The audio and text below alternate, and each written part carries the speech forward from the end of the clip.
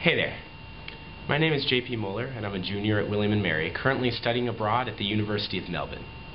And I'm broadcasting from the 11th story of the psychology building here on campus, and behind me you can see the beautiful and world-famous Melbourne city skyline. My presentation today is going to detail my reaction to the way Mount Vernon's preservationists have reconstructed slavery at that site. And I hope that those of you who have had the opportunity to listen or to go to Mount Vernon, and even those who have yet to make the trip to Mount Vernon, can post questions at the end of this speech, which I'll hopefully be able to answer in a live broadcast. But if the webcast doesn't work out, feel free to email me any questions or comments you have. My email is just jpmoeller, M-O-H-L-E-R, @email.wm.edu. And the presentation that I'm going to give you is entitled Don't Tell or Unless They Ask, Contradiction and Diversion in Mount Vernon's Betrayal of Slavery. In the hours leading up to my visit to the Mount Vernon plantation in Alexandria, Virginia, I readied myself for a mission with a singular purpose. That was to learn as much as I possibly could about the legacy of slavery in George Washington's backyard.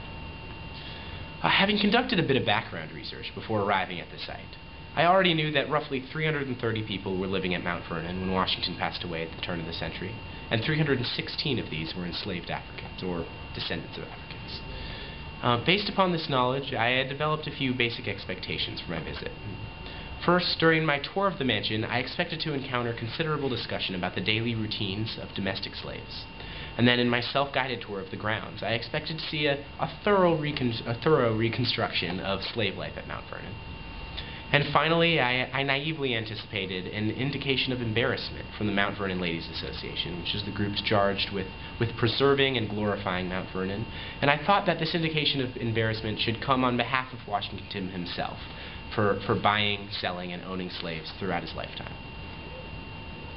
Unfortunately, my experience did not live up to these expectations in the slightest. Rather, the 30-minute guided mansion tour, focusing on the day-to-day functioning of Washington's home, didn't include a single mention of the slaves who cooked and cleaned for its residents. And the only reconstruction of slave life to be found was a set of pleasant-looking slave quarters with signs that speculated about the hidden riches of slavery. And then when I pestered the site's employees and enthusiasts with questions about the role of slavery at Mount Vernon, I was not met with acknowledgement of Washington's moral imperfections, but rather with a series of contradictory justifications for Washington's ownership and trading of slaves. It goes without saying that I left Mount Vernon extraordinarily disenchanted by the lack of information being shared on one of the most integral parts of Washington's plantation.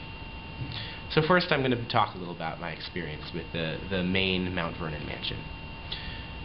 Upon entering into the Mount Vernon mansion through its ornate dining hall, our tour group was met with an enthusiastic guide who took it upon herself to explain exactly how Washington and his family had dined.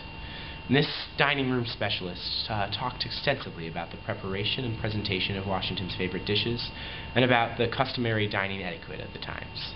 She also spoke of the specific people who ate there, from soldiers passing through for a night to different members of Washington's direct family. Her level of detail about all these topics made it even more surprising that she altogether neglected to mention who prepared and presented Washington's meals in the first place. Of course, once I brought this subject up, she was more than willing to describe the responsibilities of the slaves laboring in the kitchen and dining room, but she appeared to have deliberately excluded this information from the initial speech, at least. During the mansion tour, 8 different areas of the house were presented to the group on 3 different levels of the house, and the first 7 areas were described by guides who all seemed to dance around the subject of slavery, just like the dining room specialist. Some resorted to using a passive voice in order to avoid mentioning the slaves as subjects of their sentences. For example, a guide outside the second-floor bedroom chambers stated that almost every evening the guest rooms were prepared for Washington's many visitors.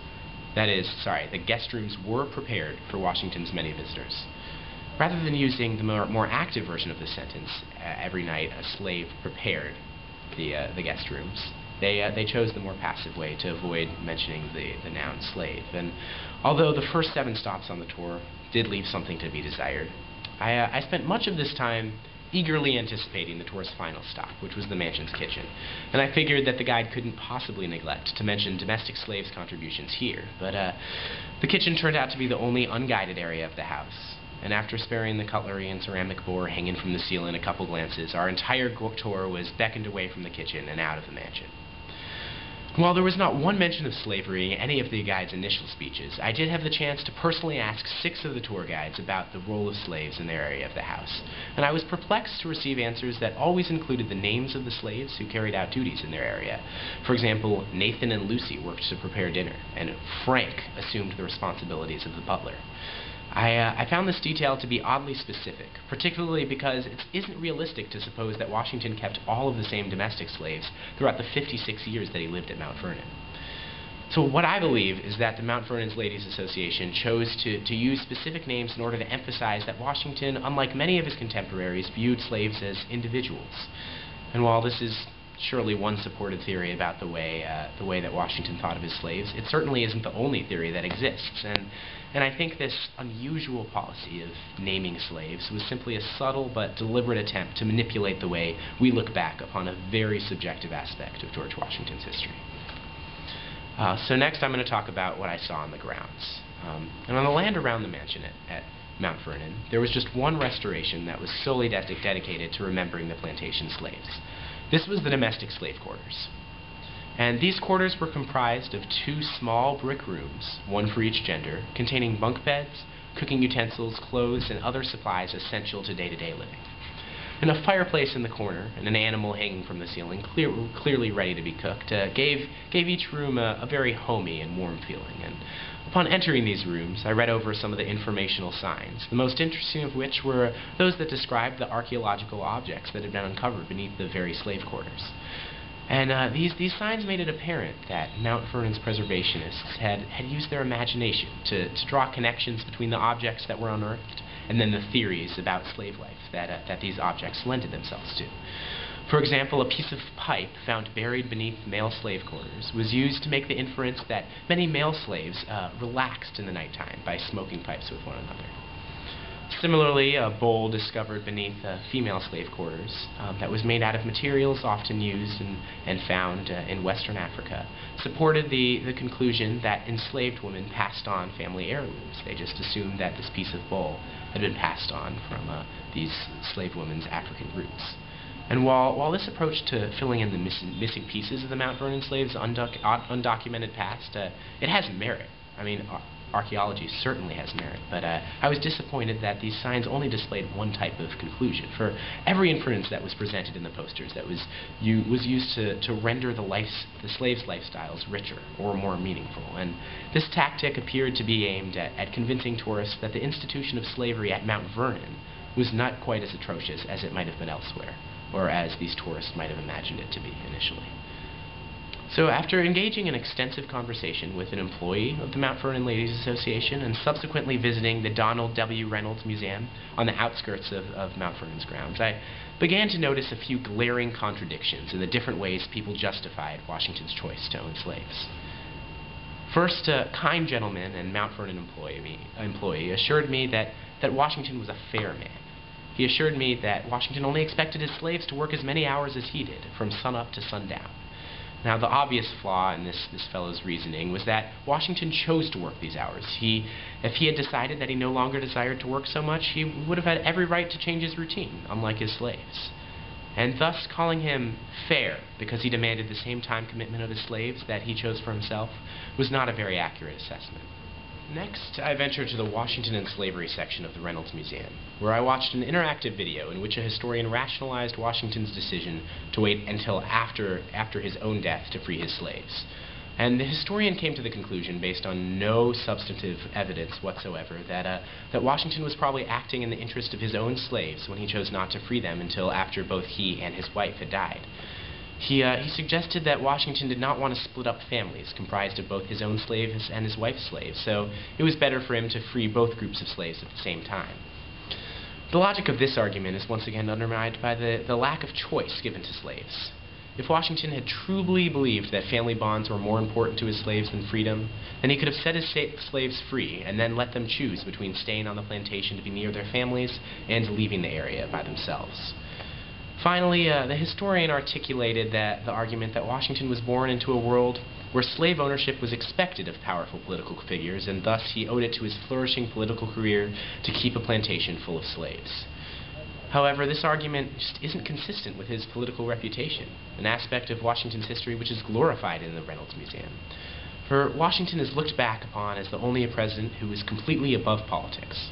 He didn't belong to a political party, and he's looked back upon as a president who cared more about justice than about personal power, because he didn't run for re-election to set a precedent for other leaders to follow. So the idea that it was politics that was driving him to own slaves doesn't make much sense. I was eagerly awaiting to hear this, but never heard it. That perhaps Washington owned 316 slaves because he was simply not strong enough to stand up to an immoral institution which seemed very permanent at the time. The history of something, just like an individual's memory of something, is precisely what we make of it. History is essentially subjective, infinitely inaccurate, and completely man-made. The subjective lens through which I look back upon our country's history, it's changed drastically over the course of my life, and particularly since I began looking back upon our country's history of slavery. And as a result, I simply wasn't satisfied with the Ladies Association's explanation of slavery. And in front of my very eyes, facts were being selectively reported to fit preferred theories, and theories which were already based on a very carefully selected set of facts. I don't know how slaves lived on the Mount Vernon plantation in the latter half of the 18th century, but neither does the Ladies Association. However, they have the nerve to gloss over and even justify the hardships of Mount Vernon slaves in order to perpetuate the image of a man who's been glorified, but who simply has his faults. And I happen to believe that one of these faults was caring more about his own political career than about 316 individuals who had their own perspectives, their own hearts, and their own capacities to understand politics if given the chance. Consequently, the only satisfaction that I experienced on my visit to the Ladies Association's reconstruction of Mount Vernon came when I reflected upon their don't tell unless they ask policy for talking about slaves in the mansion. I realized that this policy of only talking about slaves if somebody asks it indicates that the Ladies Association wishes to cover something up, to de-emphasize a part of George Washington's history that doesn't fit the image they've painted of him. Thus, this policy reveals just what I had hoped to discover in my visit to Mount Vernon, that even the most devoted George Washington enthusiasts are a little embarrassed on his behalf. I'd like to thank Professor Jody Allen for arranging this symposium, and especially for inviting students to participate in this all-important discussion about how we look back upon slavery in our country. I'd also like to thank my courageous instructor of slavery and the slave trade in history and memory, Ted Maris Wolfe. Thanks a lot for having me, and hopefully we'll proceed into a live webcast Q&A, either at the end of my presentation or the end of all of the students' presentation in this time block. But if not, please feel free again to email me with any questions, concerns, or clarifications that you're looking for my presentation. Thanks a lot again, and go Tribe!